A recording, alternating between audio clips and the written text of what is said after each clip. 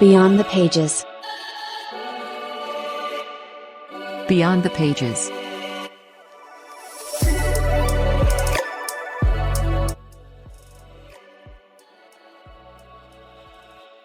Okay, so when I think of fathers, especially my own father, when I think of my own father, I remember this man that is kind of reserved, but somehow his presence still fills the house somehow.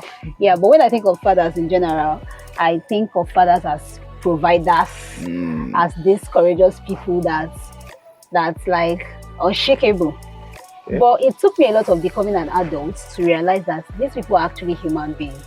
You know, they have feelings, they have emotions, and they have fears actually, right? Yeah, they do. Yeah. Okay, you do? No, they do, yeah. Okay. Well, I agree with you. While growing up, I always believed that fathers are just there to provide for us, get us this, whatever we need, put that money.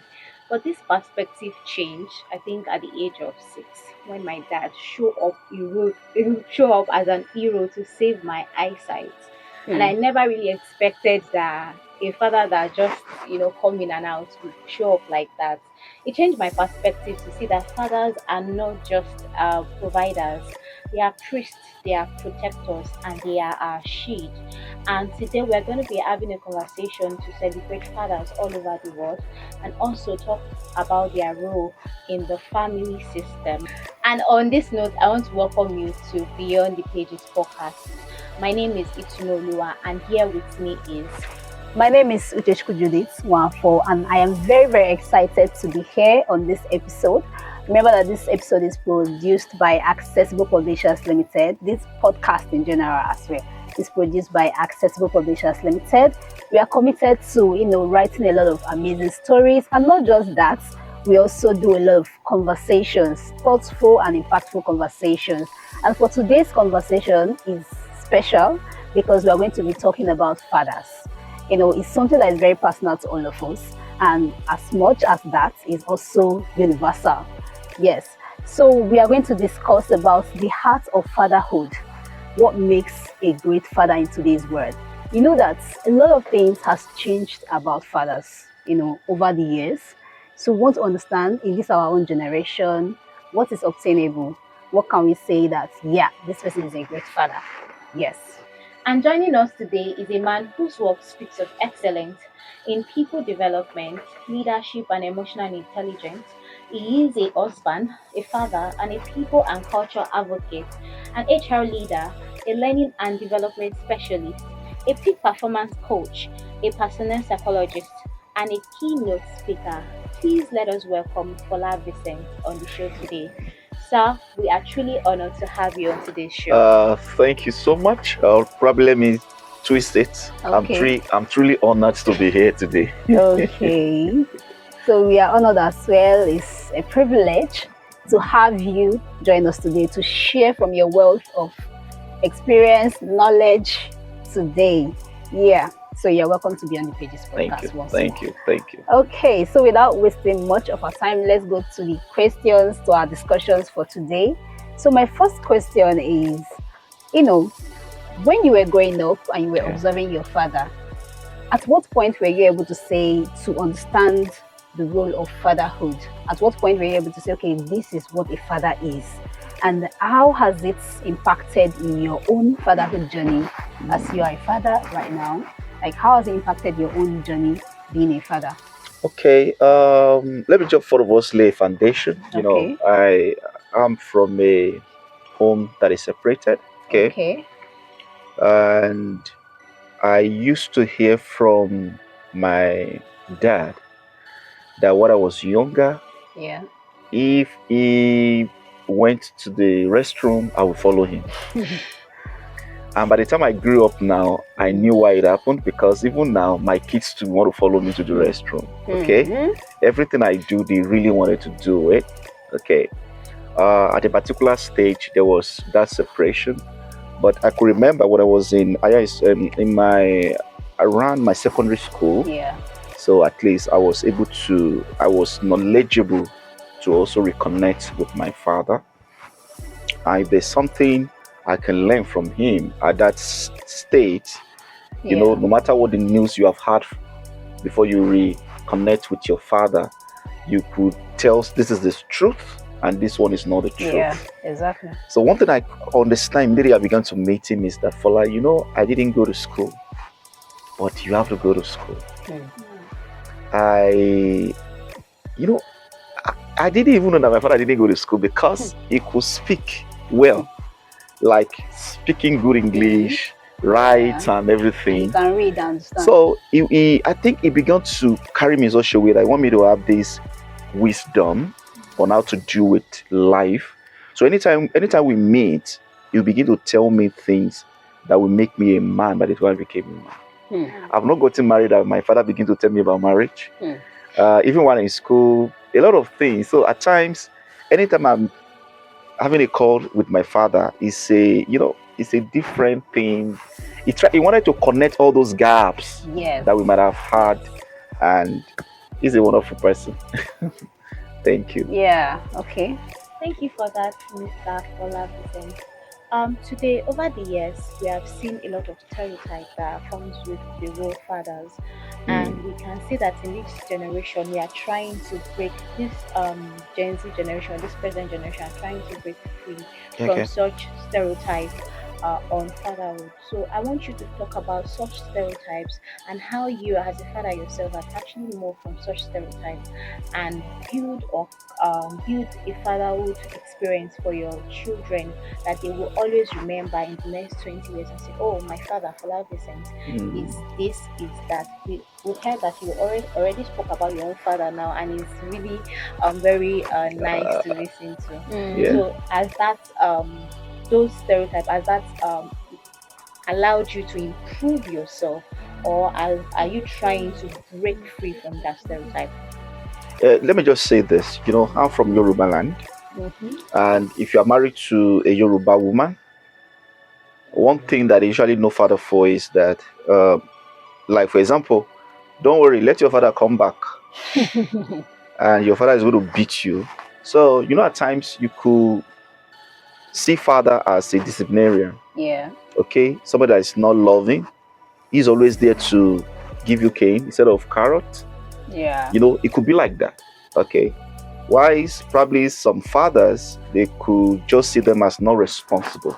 Just like most in Yoruba land. I don't know, probably it's the same thing everywhere. I think basically in Nigeria, generally see father like they are not responsible. Okay. But growing up, I have, even from my father too, I have been able to understand that, okay, probably I'm learned, let me put it that way. I don't have to be that kind of wicked father. In quote, anyway, we are there to discipline our children. So even though I'm disciplining my children, I also I let them know the reason why it happened. And today we have been able to balance this discipline with love. Okay, balance it with emotional intelligence. Then even beyond that, I have been able to create an environment whereby everyone in the house could say, where is daddy coming? Like my son would tell me, when I'm back home, is, hey, daddy's back. It could just be like that. Yeah. You could see the excitement, daddy's back. Oh my God. Because compared to back that time, that when you hear that your father is coming you back, run. Yeah. you run and Just go run and away. hide so that You run it away. will not start from you. Yeah.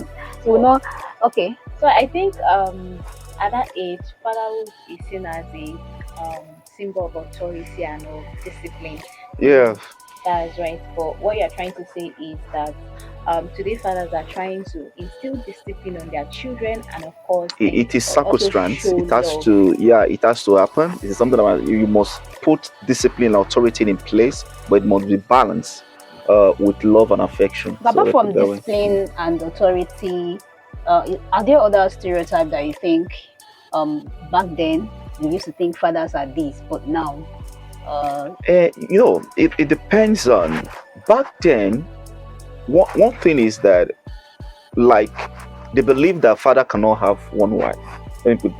Like husband. Okay. I know we are not talking about just husband today. We are talking about actually fathers. Yes. Okay. Another area is that some fathers they can't train female children, just male children. Do you understand what I'm saying now? Yes. So why some is they just tell you, come in this house, there's only like monogamy, it is purely polygamy.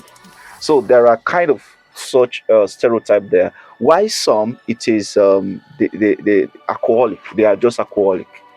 Okay, so there are so many like that. Okay, but the one that is so common is about your daddy is a disciplinarian. It has to establish authority. That is not somebody that loves you, those kind of things. When you see daddy, you run away. So yeah, and it's even made women more closer to their children. Sure. Then and then men will now be like that's strong, that's because it's meant to lead me to my next question, which is how men or how fathers are able to balance this firmness with emotional feeling, like being able to demonstrate them, both of them, to achieve this balance in the family. See, one of the reasons you need to do that, authority, discipline, and balance with affection and love, is because there is a time in your life that discipline and authority will not work again. Okay? It is the relationship you have built, the affection you have built with your children that will now last longer.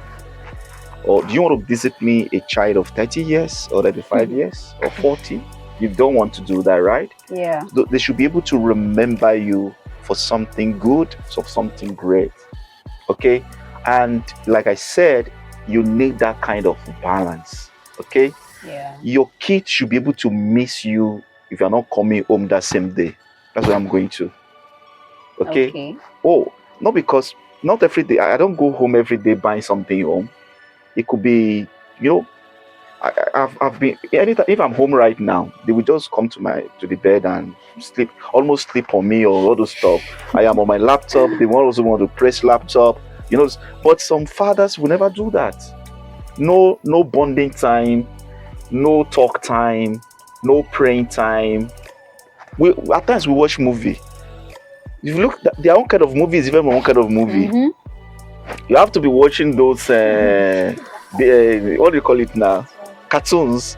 So at times only one day I watched that cartoon, I enjoy watching it. I just sat down, I watched it. So I said, okay, thank you. Then I also tell them that, come, this is daddy's film. They will say they will tell me, we don't like it. I say, but this is daddy's film. You have to like it. So that it's exciting when you create that kind of psychological safety environment. Yeah, and it will even help them to open up.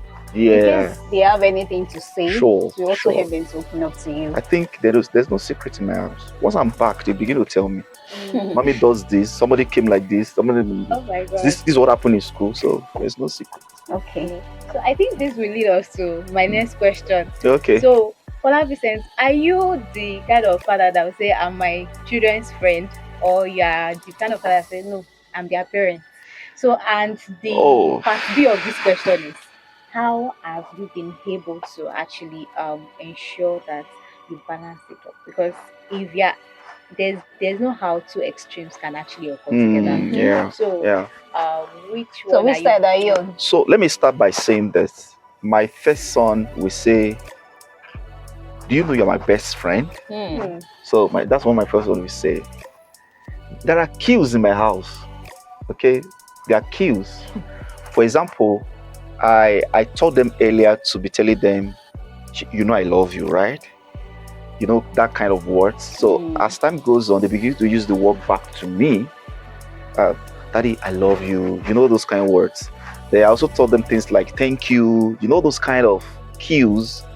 Thank you. So earlier on, they've learned it. They did not just learn those words. We have practiced it. Okay? And now the other way around. If I put my laptop somewhere, the other one will be telling him, don't go there. That is going to beat you. I don't know if you understand what I'm saying now. Yes. So they understand the two. When I'm a friend, when I'm also coming as a parent. And as a parent, I'm very good at that. So if you deserve some goodies, I give it to you. If you deserve some kind of papa, I say, if I beat your bum, man, you will. So they understand the language. And as a matter of fact, just like I stay more with my mother. My mother will use highs to communicate to you. So I think I've successfully also implemented that in my house. So I just do like this. That one will say, "Come, let us." So that's how I'm able to balance it. So it's time of communication. You have to communicate it. Yeah. So Yeah. no. Yes, I'm friend. Yeah. Oh, that no go area. You don't do it. So that boundary, the boundary now demarcates when it is a friend, when it's a parent. Yeah, you have to be a friend and a parent. Yeah. You just need to know when to be which one. I love that word. When is the key. So from years from now, like years later from now, what do you want your child to remember you of when they remember you as their father? Not just how you provide. You mentioned that when you are coming home, they are not just expecting you to buy something. They just need that your presence. So now, when like in few years or in how many years to come, what do you want them to remember you with? I think, let me say, they should be able to remember me as a father. Okay, because that word comes with a lot of responsibility when you say you are a father. Okay. You protect, you guide, you love, okay, you discipline, and you give vision, which is visioning. So that role as a father, I want them to remember, oh, no, yes, I have a father. Not everybody is a father.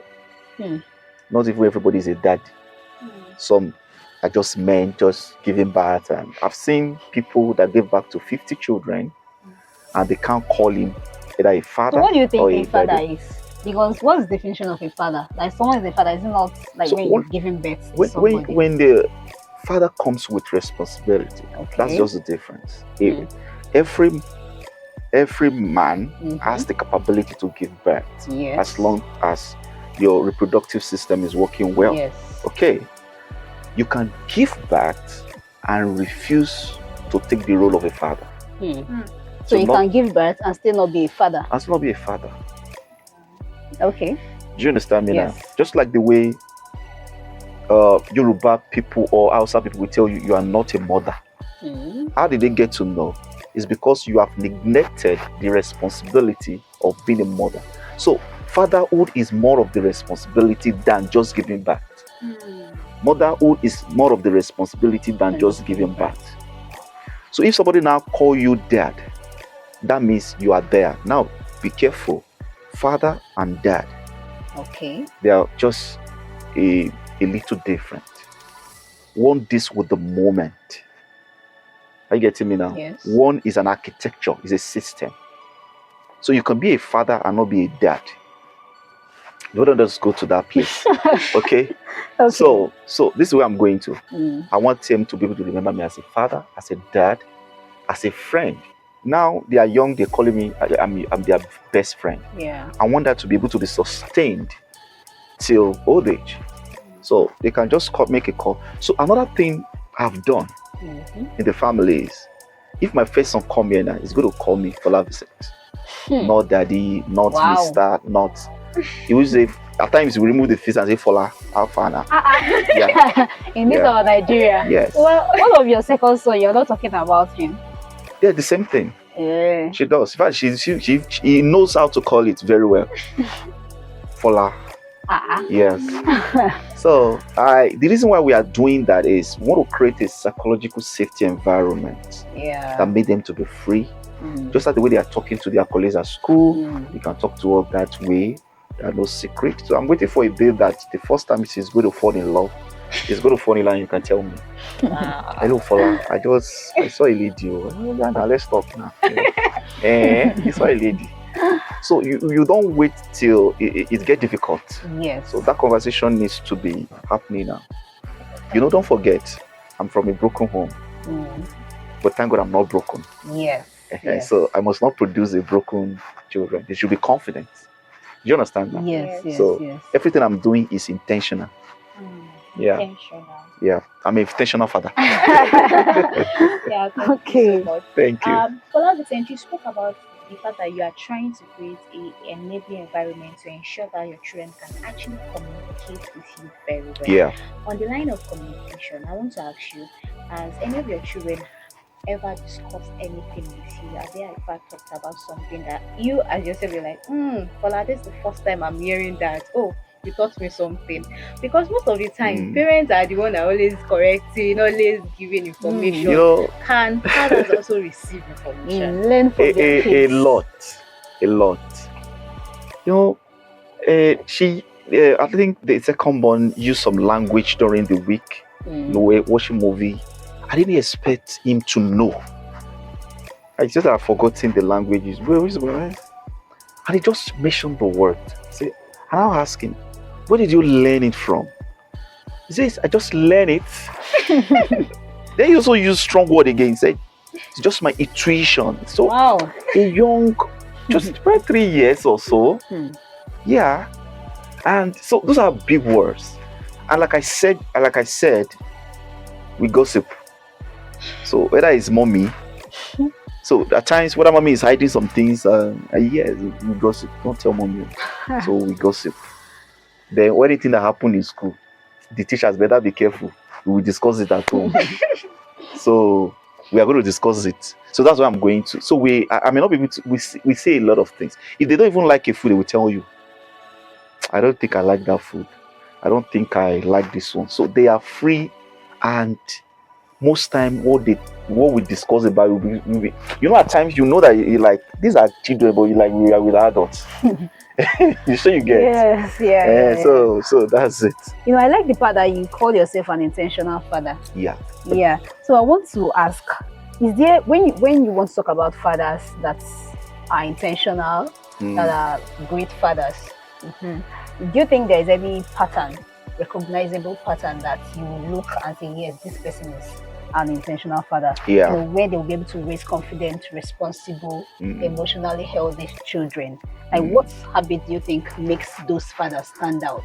The first thing about being an intentional father is to accept that responsibility of being a father. That's the first. Okay.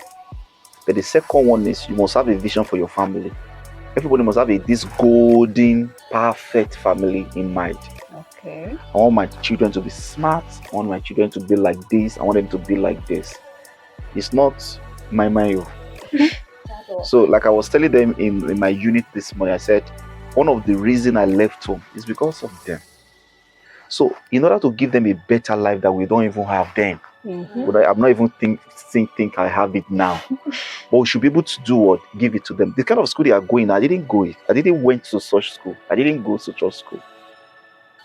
Do you understand me now? But we are doing in such a way that they can go. I remember the total money I spent when I was in higher institution. These people have spent it when they were in kindergarten. Did you get? Yeah. So that's a lot. So those are intentionality. In terms of faith, I take them to church. Okay, we deliberately tell them what we think is good, what we think is bad. Yeah. We do it. No emotions around that area. What we are supposed to discipline, we discipline. When we are supposed to show love, so much love, we show so much love. When we are supposed to do other things, make them read, make them study, make them go to church. In fact, there are times they will be the one who say, Daddy, we're not going to church today. No, today is not a church day. We are going to go so time. So those are intentionality. So I don't like intentionality because, for example, in the time of financial investment, I was okay. In the next 10 years, these kids will be going to either institution or any other way. Okay, what are the money we need? Like I usually tell my wife, I said, if they want to go to higher institution now, we don't have to be running up and down. I've made investments where I know that by the time they are 16, 17, 18, we can easily go back to that investment and do something for them. Yeah. And as time goes on, probably they know how to now use money. Then we begin to tell them how to save, how to make money and how to save. And like I told people, immediately my child is 10 or 11, you gotta start learning how to code, learn computer sharp now. So like, are you going to, like, what if the person is not interested in coding? Are you going to determine? I know you have to be interested. So you're going to dictate what they are going to. It's not dictating. It's a strategy. Even though you are a doctor, learn how to code. Yes. Why are you so concerned about coding? You have to. For example, now, if you say you want to be a doctor, Okay. or a pastor, or a teacher, and you learn how to code, give you an advantage. So computer skills gives every child an advantage. Okay? So Okay. the first thing first, once I know that he can do some things by himself and go and learn computer skills. Computer skills, communication skills, I've got to be very intentional about it, and business skills. You have to go and learn that. Okay. Okay, so before we go to my question, I think I want to ask a question in line with what you just said now. Okay. As a father, what is that thing that as a father, we tend to see the world before our children. Yeah. We have gone through experiences and has formed us, and we have over the years said, okay, if I was in this position, I would have done it better. Yeah. And now you have children in that same process, Mm. and you are trying to, I think most fathers are trying to rewrite what they have actually failed to do. Yeah. Now, I want to ask that what is the balance, or what is the way forward in ensuring that children are doing what they want to do and your influence in their life? Mm. Concerning coding now, you're saying you want them to code. Yeah. And Judith is now saying that what if he does not like coding? Yeah. How are you? What's your plan? Because you are an intentional father. What's your plan to ensure that, okay, even though you are trying to instill coding to him or her, you are not pushing it, or you are not pushing such child beyond its limits, and indirectly influencing or forcing it on such child? See, I have never forced people to do what they don't want to do because of my educational background. Okay. Yeah. But I know what they must know. Number one, whether you study Yoruba, whether you want to be a singer, you want to be anything, go and have computer skills. It is sacrosanct in my house. Okay. Communication skill is sacrosanct in my house. Business skills is sacrosanct in my house. Then understanding the Bible is sacrosanct in my house. Are you getting me now? Yes, sir. So once they get to a stage that they can learn those four very well, I will invest in them to go and do it. And I will tell them, anything you want to study in school, go and do it. Okay. I don't know whether you understand what I'm saying now. Yeah. So there are skills that in my house you just have to have. You can go and be an actress. You can go and be. I won't stop you. It doesn't stop you from being what you want to be. Go and be anything you want to be. Then don't forget, it does not influence their higher institution. I said once they are 10 or 11, and I know that they can easily learn those things faster, go and start doing it. Yeah. Okay. Okay, so I'm also going to ask another question. Okay. That you have spoken about your father being an influence in your journey as a father yourself.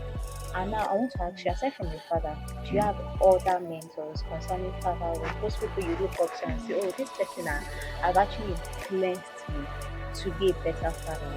Or I look up to this person. This person has actually produced children that are the best, and they are trying and they are influencing the society. Okay, let me say this. I grew up in the streets, and from my village, they said that every parent in the street, they are like your father figure and mother figures. So many people train us in the street. So I'm very proud that I'm from the street. Okay, so we learn some stuff from the street. Now growing up, I understand that I must have a mentor or coaches. So some mentors, most of the time in the household of faith, whether like my pastors or some brothers in the church that we know, so they groom us, and I'm every of my pastors that I've ever beyond that, if they've really groomed me, then intentionally I begin to follow some, like for example John C. Maxwell. I read a lot of his books. Brian Tracy, I follow them like that. Then even beyond that, in a professional world, so through learning, through community of practice, so we begin to like shape so many things that we are shaping. But for today, to the glory of God, at least I have mentors now and coaches. And not just that, I'm also a mentor. So I may not be able to point at one person because people from the street, they have this street mentality that makes them to grow and have so many people coaching and mentoring them. But I want to add, Mr. Falafel, Mm. do you think fathers they need community? Yes, a Because community. as women have community. They Yeah. have people they can reach out to Mm. when things are not going well with their Yeah. children. Someone they can drop their children out. But over the years, fathers have always worked alone. Mm. They even share their emotions. I'm not sure fathers work alone. Do they express their Most emotions? fathers, most men, they have communities. The only thing we are not sure of is if those community are making them, growing them, and improving them. You could be in a community that is taking more away from you and destroying your future. You could also be in a community that is adding to you and helping your future. For me, I am in the church community. As a matter of fact, I am the president of a women fellowship in my church at the zonal level. So when we come together, at least we interact and see good things among ourselves. Then I'm also very, like I told you, I'm very intentional about everything I do. I have community, professional community that I am, whereby we share knowledge with each other and train each other in one way or the other. So I know, I'm very sure, there's no father you will call up today they will belong to one group or the other. Yeah, exactly. Yeah. I understand what you're saying because even in my church, they have other communities that men belong to. Then before we round up, I'll be asking the last question before we round up. You know, Father's Day, for most people, lots of people that doesn't have father, that maybe their father is dead or they are not communicating with their fathers again. This kind of celebration, it makes them to, feel bad. They miss their father. They be like, nothing to celebrate. So what do you have to say about them? Maybe the importance of having a father figure if your father is no longer there. Judith, what I'm going to say, and probably I'm the perfect person to come here today anyway. Okay. I was disconnected from my father for almost probably 15 to 16 years. Ordinarily, I am not supposed to be probably reconnected. Okay. Or to even relate to my father today. But along the process, healing began to take place. Healing took place. One, that's my father. Yeah. Why do you leave us? Those kind of things. Okay. Sorry. This is my own side of the story. But I will believe you, Jerry. Yeah. Let's continue like that. Do you understand me now? Yeah. So people need to learn to forgive their father. Let me tell you this. There's what we call the highway road. Highway road. If you want to climb a mountain, you climb faster if you hold nothing. Okay. Okay? Just move. You there.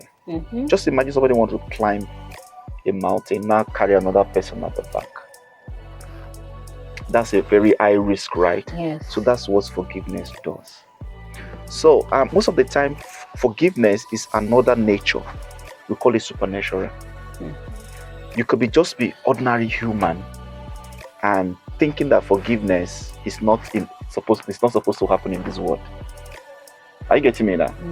But forgiveness is just the very perfect and sweet thing. Everybody must experience it. What if I forget, and cut off? I don't want it again. I want to feel like you don't exist. Let me say this. You can't give what you don't have. Okay. If I want to tell somebody to forgive or be healed, I begin from forgive yourself first.